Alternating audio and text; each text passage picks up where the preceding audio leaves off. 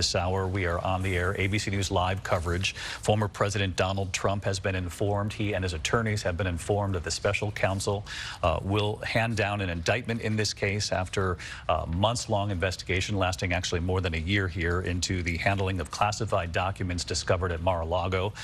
We are told at this hour multiple counts this involves. He's been told to appear in federal court 3 p.m. on Tuesday. I want to bring in John Santucci, also with the investigative unit. John, of course, covered Donald Trump for years when he was president. And John, as to be expected, we wondered if this would happen, and it has played out. The former president confirming himself that he and his attorneys have been informed. He writes that I have been indicted. David, a very lengthy post from Donald Trump on his social media platform, Truth Social.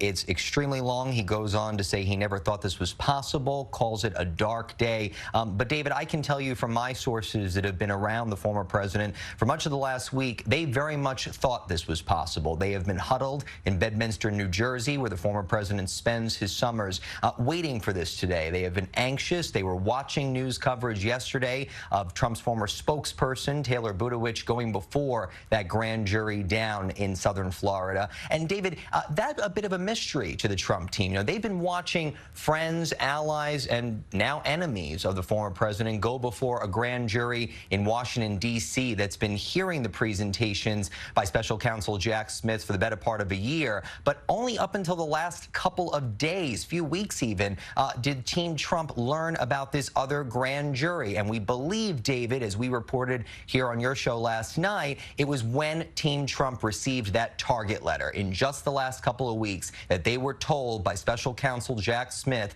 that the former president was indeed a target of that investigation. I am told by my sources that the president for the last couple of days has just been waiting for this, knowing it was coming.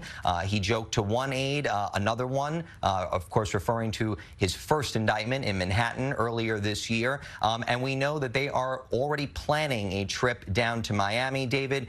We are told from one source that they are looking at some sort of a campaign event around it, thinking that another indictment will do something better for Donald Trump's chances at a third bid at the White House. I want to go back, John, to that one point you made. We reported here on World News Tonight just earlier this week about that letter that Donald Trump received, he and his lawyers. I think to a lot of our viewers that would sound almost obvious after months and months of reporting on this investigation, but that was essentially their sort of official signal from the special counsel that this could very well be coming, and now it's played out tonight. The official signal for sure, David. I mean, a target letter from a federal prosecutor lets you know that you are indeed just that. You are a target. We are looking to indict you on charges. But obviously, David, as you know, it's not a surprise. Between the many people that have gone before the grand jury, the many people that received document retention letters for subpoenas, and let's not forget, David, federal investigators have been to Donald Trump's home at Mar-a-Lago multiple times. And obviously the big one we all saw